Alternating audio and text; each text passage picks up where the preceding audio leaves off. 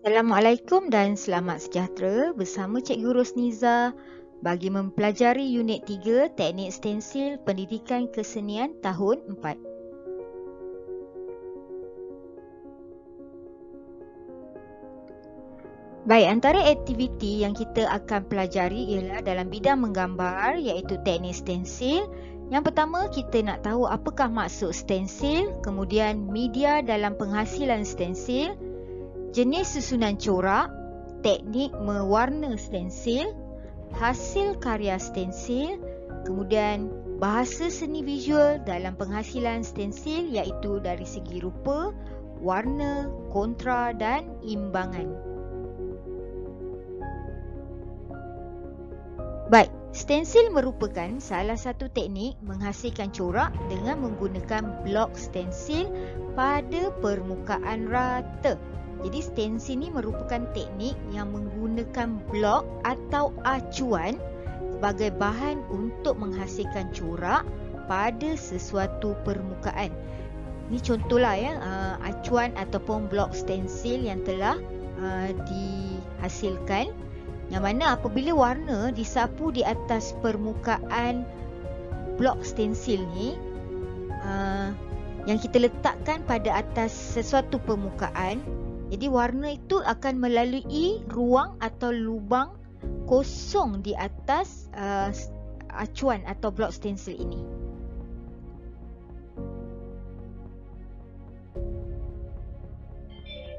Baik, mencipta stensil. Jadi kita nak teroka pelbagai media untuk menghasilkan blok stensil. Contohnya kita nak lihat permukaan media untuk stensil, media untuk blok stensil dan teknik untuk menghasilkan blok stensil. Apa itu media? Media ialah bahan yang digunakan untuk menghasilkan karya seni. Kelebihan stensil ni ialah acuan ataupun blok yang kita hasilkan itu boleh digunakan atau boleh dipakai berulang-ulang kali bagi menghasilkan imej ataupun corak yang berulang. Ini antara contoh blok stensil yang boleh digunakan berulang-ulang kali untuk menghasilkan karya stensil pada sesuatu permukaan. Baik, kita lihat permukaan media yang sesuai untuk karya stensil dihasilkan. Okey. Ini antara contohnya lah ya. Kita boleh buat di atas permukaan kemeja tea, kain kapas, kertas, kain guni ataupun dinding yang biasa kita lihat pada permukaan dinding.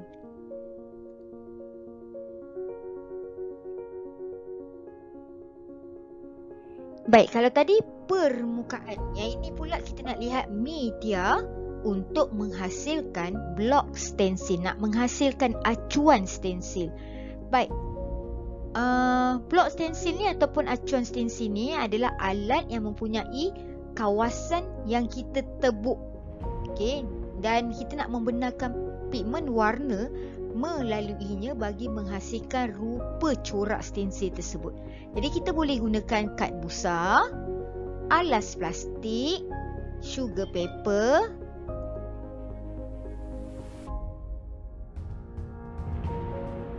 kad manila, cardboard, span atau kertas lukisan. Jadi ini antara contoh-contoh blok atau acuan yang kita gunakan untuk menghasilkan blok stensil tadi.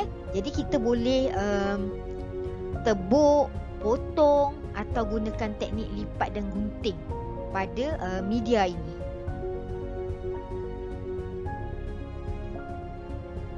Baik, kita lihat antara teknik yang kita boleh gunakan. Macam tadi cikgu ada cakap, kita boleh gunakan teknik potong. Contohnya pada kad busa, kita gunakan teknik potong. Atau kita gunakan alas plastik untuk menghasilkan blok stensil dengan teknik tebuk. Atau kita boleh gunakan sugar paper dengan teknik lipat dan gunting. Untuk teknik lipat dan gunting ni, dia lebih mudah untuk kita hasilkan motif yang mempunyai keseimbangan simetri.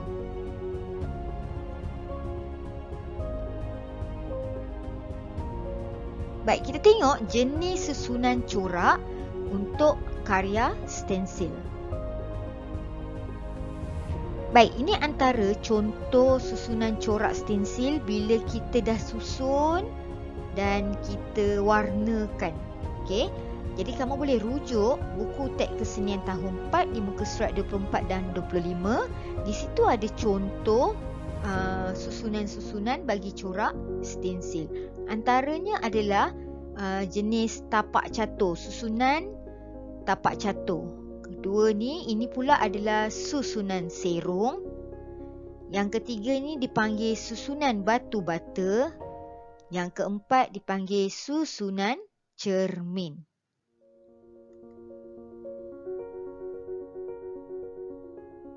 Baik, kita lihat pula teknik untuk mewarna.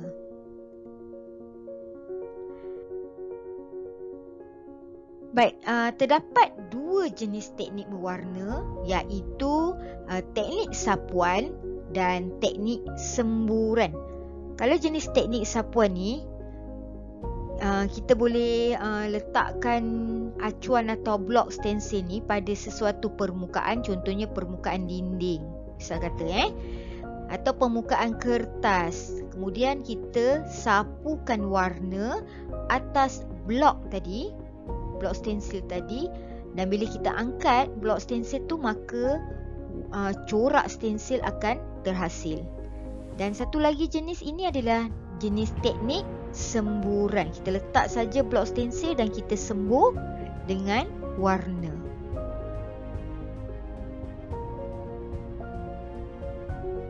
Baik, teknik mewarna dengan stensil tadi, kalau kita gunakan teknik sapuan, ada 4 lah yang ada di sini, iaitu kita gunakan teknik sapuan tetapi mewarna dengan pen penanda, atau kita boleh juga menyapu warna dengan berus, atau kita boleh melorek dengan pensel warna, atau kita boleh mengecap dengan span.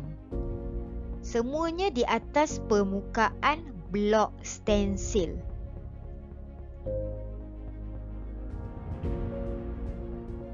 Baik, kita lihat hasil karya stensil.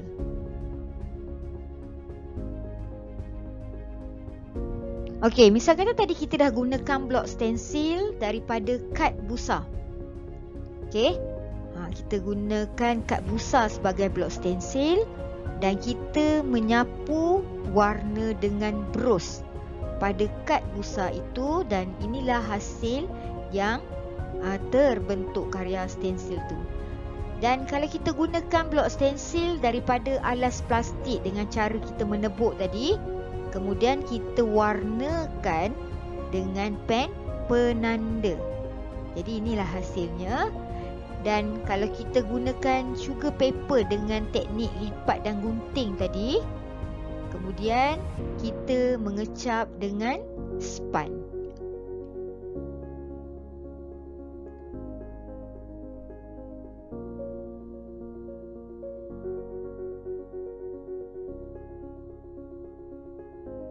Baik, masih lagi hasil karya corak stensil tadi, kita boleh rujuk buku teks kesenian tahun 4 di muka surat 24 dan 25.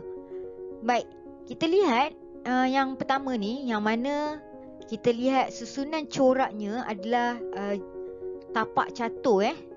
Karya yang terhasil ni adalah susunan corak tapak catur di atas permukaan kemeja T, yang mana kita mewarna dengan pen penanda. Kemudian kita tengok nombor 2 ni pula. Untuk nombor 2 ni adalah susunan serong yang dibuat di atas permukaan kain kapas. Blok stensil yang digunakan adalah kad busa dengan menyapu warna dengan berus. Baik, untuk yang ketiga, kita menggunakan susunan batu bata, dan dibuat di atas permukaan kertas menggunakan blok stensil span dan kita lorekkan dengan pensel warna. Dan yang keempat, ini adalah susunan cermin di atas permukaan kain guni menggunakan blok stensil cardboard dan mengecapnya dengan span.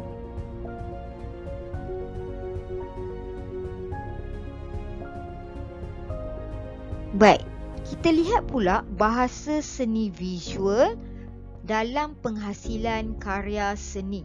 Bahasa seni visual ni sebenarnya terbahagi kepada dua, iaitu unsur seni dan prinsip rekaan.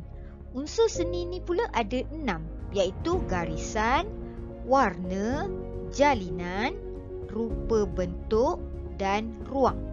Dan bagi prinsip rekaan pula ada 7, iaitu harmoni, kontra, penegasan warna dan bentuk, kepelbagaian kesatuan warna dan tema, imbangan, ritma dan pergerakan. Jadi untuk karya stensil ni kita guna bahasa seni visual yang mana? Okey, kita gunakan unsur seni dari segi rupa. Unsur seni dari segi rupa ni terbahagi kepada 2, iaitu rupa positif dan rupa negatif. Rupa positif bermaksud rupa sesuatu objek yang terletak di dalam suatu kawasan tertentu. Bermaksud rupa positif ni ialah objek di dalam ruang kosong. Okey, dan rupa negatif pula adalah ruang di sekeliling rupa objek tersebut. Bermaksud ruang di sekeliling akan membentuk objek.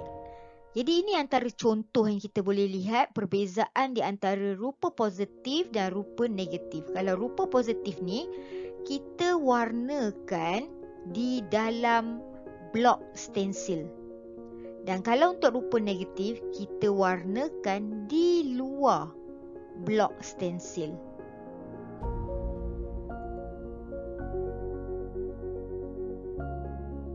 Baik, seterusnya kita lihat dari segi warna. Baik, warna pula adalah penting semasa kita menghasilkan stensil, iaitu pemilihan warna perlulah sesuai bagi menghasilkan karya stensil yang menarik. Terdapat 3 bahagian warna, iaitu warna primer.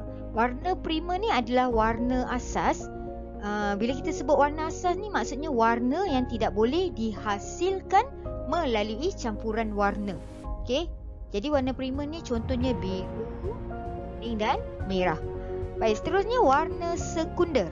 Warna sekunder adalah hasil campuran 2 warna primer. Contohnya merah campur warna kuning akan menghasilkan warna oranye, merah campur warna biru menghasilkan warna ungu, biru campur kuning menghasilkan warna hijau. Baik, kemudian warna tetia adalah hasil campuran warna primer dan warna sekunder. Contoh, warna merah campur warna oranye dan ungu. Jadi terhasillah warna ni seakan-akan seperti warna coklat. Kemudian biru campur warna ungu dan hijau. Baik, inilah warna tetia yang terhasil. Kemudian kuning campur oranye dan hijau. Dan inilah warna tetia yang terhasil.